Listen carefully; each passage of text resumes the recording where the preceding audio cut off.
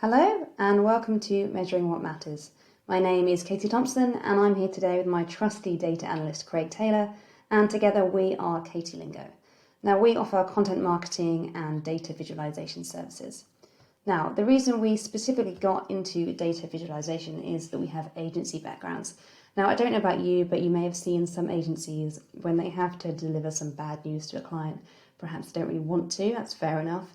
So they might decide to baffle them with science or charts and graphs that just make no sense instead. For example, this circle represents people who are breaking my heart. And this circle represents people who are shaking my confidence daily. And where they overlap? Cecilia. So we decided to pool our resources and focus on my writing skills and Craig's data analytics skills to give people actionable insights and really help them make decisions in business. So what kind of decisions are we going to be making in any business, large or small? Well, essentially, whatever the size, you want to focus on three things. Number one, how to spend money, obviously. So is that in the case of a content marketing campaign, for example, or is it a case of hiring more staff or outsourcing? Number two, how to spend time. So are we putting a lot of time on one client or too much time on one project, perhaps putting a lot of eggs in one basket? And finally, how to plan for the future. Are we happy where we are or are we going for growth? And do we have the resources to do that? So whichever kind of decision we're trying to make, we still have to report those decisions to the decision maker. And essentially, they're only really interested in two things. Number one, the bottom lines, the numbers, exactly what it's going to cost. And number two, exactly how we're going to get there. So, what if you're a very large company with terabytes of data to analyse? You can look to employ machine learning. It's a really good tool if you do have that much data. What you can look at are classes, numbers, and you can predict those using machine learning. You can also segment your customers. For example here, Denise is 35, loves to travel, spends £500 a month entertainment. She's then an ideal type of customer.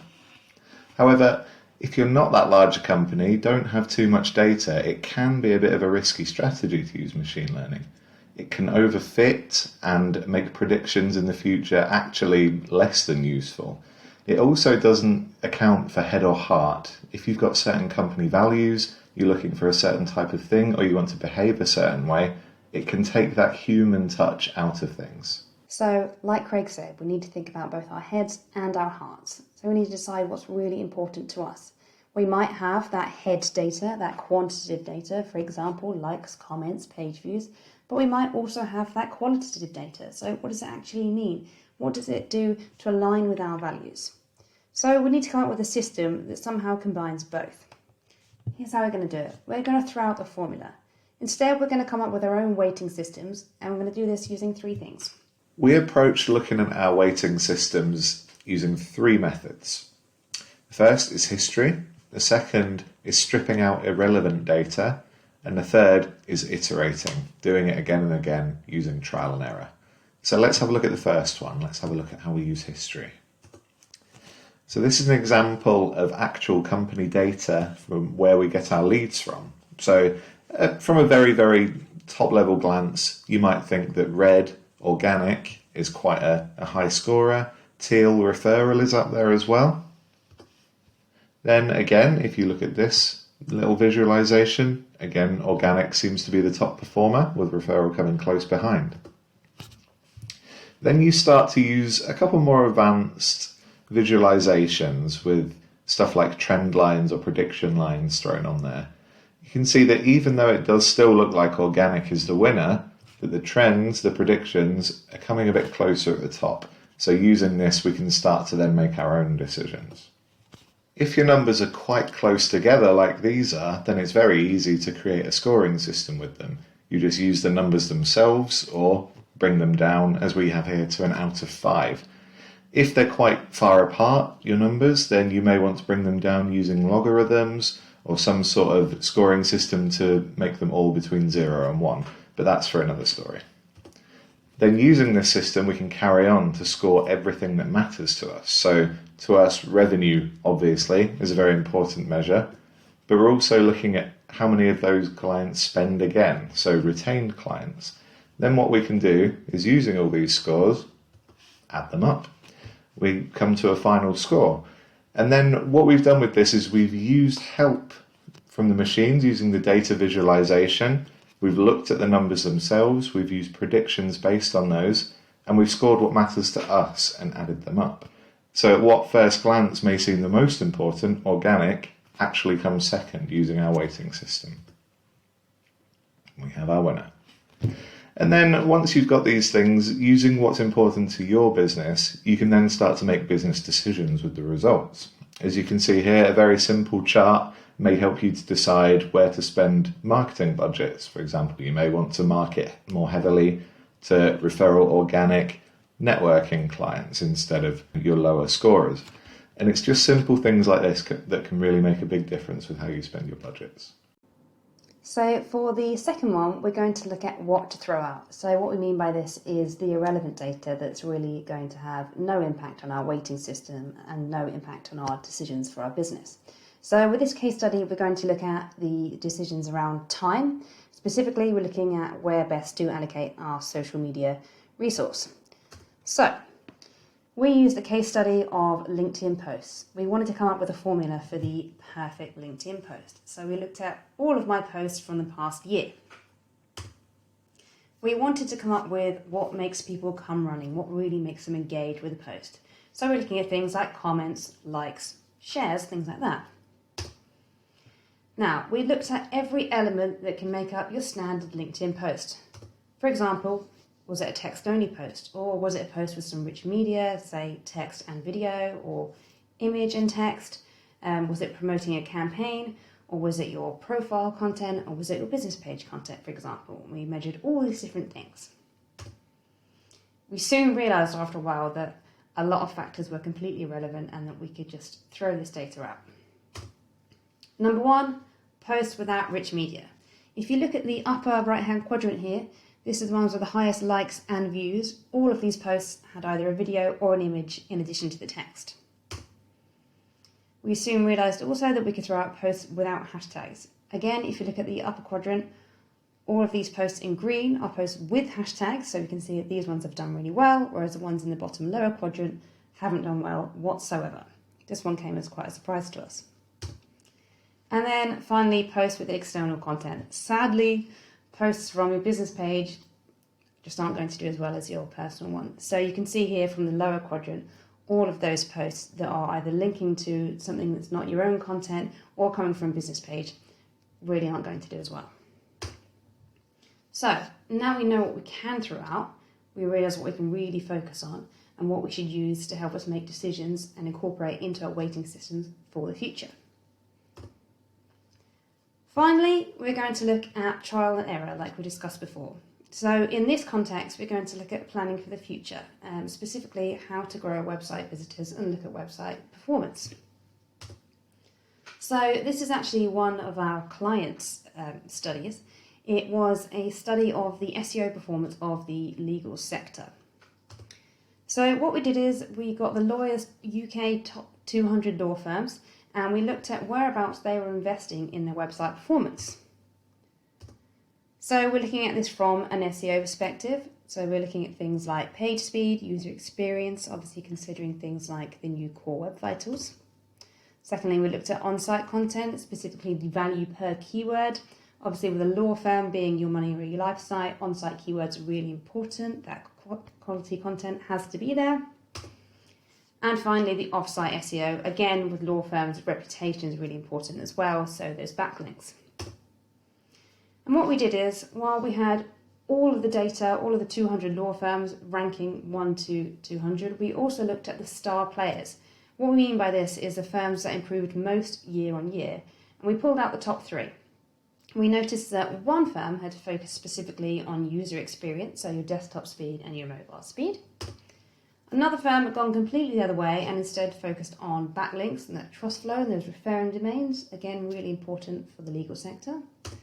And another firm, while again they had focused on user experience, they'd also focused a lot on their keywords, their on-site content, their value per keyword, which again is really important in the legal sector. Using this law firm SEO data, we helped our client to weight each of their metrics to find out information that they wanted to know and score each company individually. So for this client, what we actually did is look into a lot of data to do with the websites for each law firm in this study. And we took those results, put them into an Excel spreadsheet here, and brought them all together. And using those results, we were able to talk to our client to figure out what was important for these websites. And using that importance, we were then able to create weighted results, which ended up giving us scores, ended up giving us overall winners, which may not be too obvious from the raw data here. So you can see that there was a huge difference in stuff like average mobile speed, average desktop speed, and this was then added on to lots of other factors and given an importance. So to our client, the user experience was very important. So that was giving a fairly hefty rating, for example. So that would count more than some other things that may not be as important. And then what we did was look at each client, so each law firm that was on there.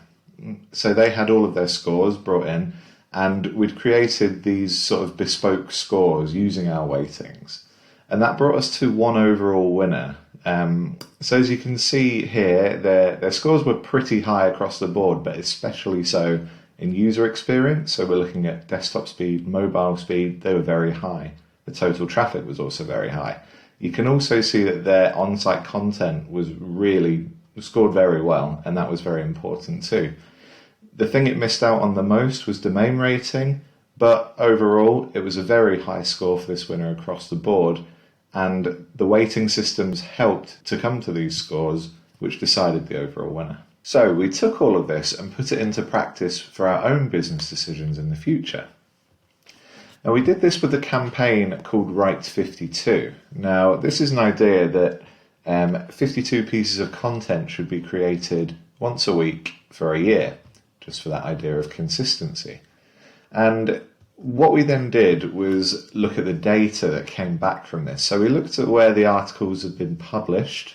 We were looking at things like Google and LinkedIn, all sorts of social media, page views, and using this data, we were able to get some pretty simple visualizations like this one to show us just when people were reading them, when people were engaging. Straight away, we had some pretty useful things like no one engaged with it in the summer, which has led to us looking at other things and deciding that summer is perhaps a time for BDM rather than content creation. And then the next thing we did was look at our second step, which is throwing out, stripping away things that just don't work, or aren't that interesting for us. We were able to see which really didn't work, which were kind of the more dry how-to articles, and even one about Donald Trump. So we won't be doing those again. We're avoiding those themes. And finally, we went to our iteration stage, the trial and error. We just saw what worked and what didn't and learned from it. And using these data points that we gathered from social media and from Google, we were able to then decide what we as a company wanted to see, what we wanted the posts to achieve, and put scores onto them. So we were able to see which were our best performing themes according to our weights and which were not. And a decision that we came to was that, the data said that clickbaity or controversial titles, which we used a couple of times, really worked. They really got people engaged with the pieces. However, from a head and heart standpoint, that isn't what Katie Lingo wants to be about. We're not into the clickbait. We want to act with integrity. So even though the data says we should continue with that theme, it's perhaps not something we want to do and something we will do in the future. So just in review then, here is how we've used those three principles, the using historical data, the throwing out the irrelevant data, and the trial and error into one successful content marketing campaign. So we weren't just able to use this data to make content marketing decisions, but generally decisions for the business. So for example, with the historical data, we now realise that perhaps in the future we should slow down on the content creation during those summer months.